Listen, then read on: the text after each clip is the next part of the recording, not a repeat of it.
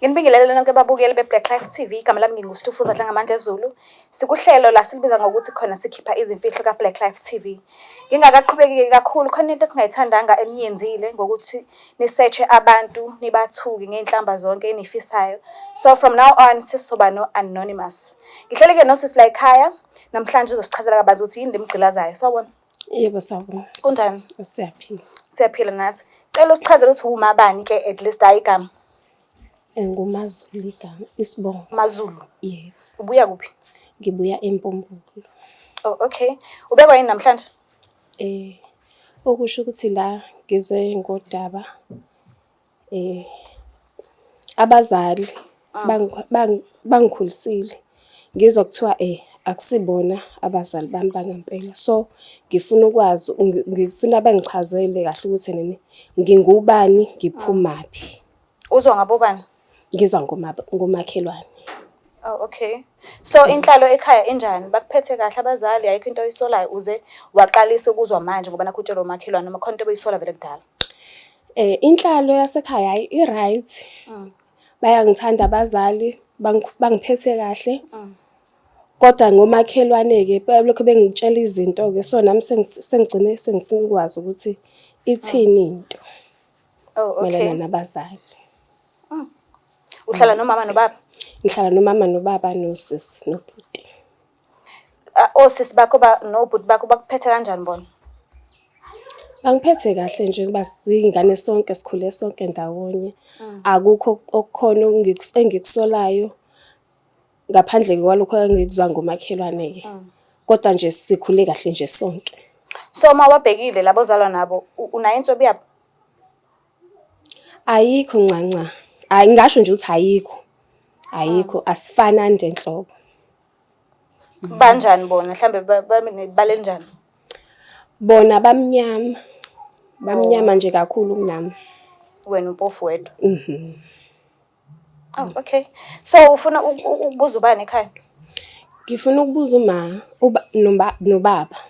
Oh okay. Kodwa kahle kahle ubaba ukhona mhlawumbe yena ungakhuluma naye. Banjani ke bona? Akubona abazali abanolaka ngeke baze bathi why ufuna ukwazi izinto ezinjalo uyithathaphi leyo nto leyo kanjalo nje bayabazali banjani? Hayi ngeke. Angeke azalokho ngekakhulu. Mhlawumbe angikholwa ukuthi bengalokho kungakhona inkinga. Kodwa nje abazali aba-right. Oh okay. Asike sizama ukufonela. Thatha sifonela ubaba noma umama? Asifonele ubaba. Oh okay.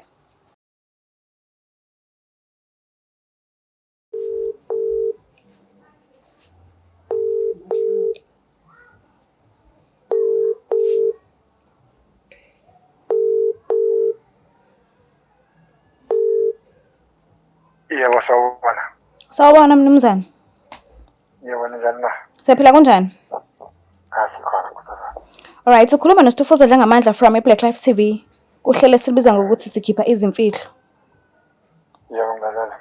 Ngihleli nendodakazi yakho lana. Uthi khona udaba afisa ukuthi alikhulume nawe. Ngicela umlalelo. Ngalalela. Sawubona baba. Yebo njani? Ngiyaphila. Ngiyaphila. Ukhuluma Ngalalela. Baba khona udaba engalizwa lana likhulunywa ngomakhelwane. So bengisacela kuwena ukubuza ukuthi nene lento abayikhulumayo iqiniso yini? Enjengani mntana? Uthi enene mina angisiyena wala ekhaya. Kusho baba umakhelwane. Yebo. Lo makhelwane akanalo igama mhlawumbe. Angazi ke noma ngakwazi ni baba ukulisha igama lakhe. Okay. Ngoba phela mntanami into ejule kanjalo zona akumele ngabe mhlambe kufanele uqale ukhulume nami. Usho ukuthi khona inkinga ephathelene kanje. Yebo. Yebo. Ukuthi uzwa udaba lokuthi mina awuyena owami awuyena la ekhaya.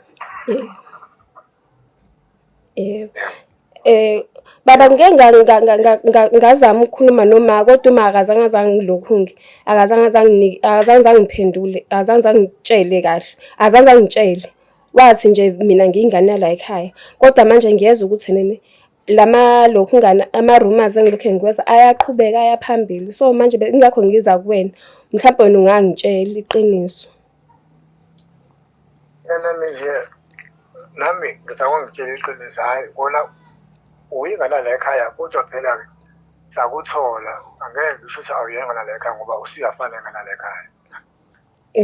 Mama bakuthola bakunzima futhi ngoba sakisa naseklinikhi kanje uyocheckwa ukuthi awungenanga mhlawumbe into thizeni mhlawumbe izifo, hayi watshova wa-right-ke base beyangibuza eklinikhi ukuthi ngingakwazi yini ukuthi ngikhulise kanje ngasikhathi ukuthi hayi vele ngamkhulisa njengobaba ohloniphekile nomama abantu emhlabeni. Mntanami kodwa engicela ukwazi uyingane yami, uyazi. Noma kunjalo-ke kuthiwa awuyona ngane ezalwa yimina. Kunefanele ukwazi uyingane yami njengazo zonke iy'ngane. And futhi angifuni uhlale unaloko emqondweni ukuthi wena awuzalwa yini. Ngifuna ukhohlwe lokho. Ulungile vele ngoba uyile phela lapho u-Blaqlife unjalo vele eqinisweni adingeka egcineni ngoba kungaveli ufihla ngale. Baba ngiyabonga ukuthi nize kuze kuphumile iqiniso. Ngiyabonga ukuthi ningikhulisile. Kodwa mntwana wami ngicela ungaphatheki kabi, uyingane yami yezwa. Yebo baba. Ube right mntwana. Ngiyabonga baba wami, ngiyakuthanda baba wami. Ngikuthanda kakhulu mntwana, ngithanda mina. Yebo baba.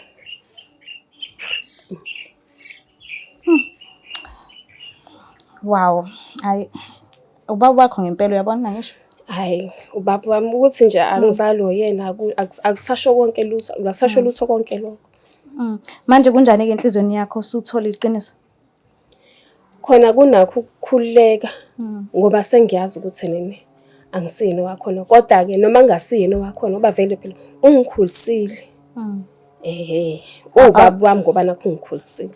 Awunakho nje emqondweni mhlawumbe ukufisa ke ukuthi ke at least ngazi ukuthi ngibuya kuphi, ngizalwa kuphi. Akukho lokho. Mhlawumbe ekuhambeni kwesikhathi ngiyogcina sengifunile ukuthi nene abazali bami bangobani. Kodwa kwamanje cha, ngisengi-right. So njengoba usuwazi ke ungafisa mhlawumbe ukutshela ama-siblings akho noma ufisa nje kuphelele kuwena nobaba since esekutshelile?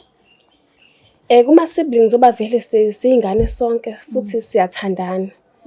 Ngiyacabanga ukuthi masifika ekhaya sihlale phansi sikhulume njengefamily. Ukhululekile ngalokho, awunankinga? Hayi anginankinga. Uma ubhekile mhlawumbe bazokuphatha kanjani-ke emva kokuba sebeyazi-ke abantwana bakwenu? Angazi ukuthi bayongiphatha kanjani.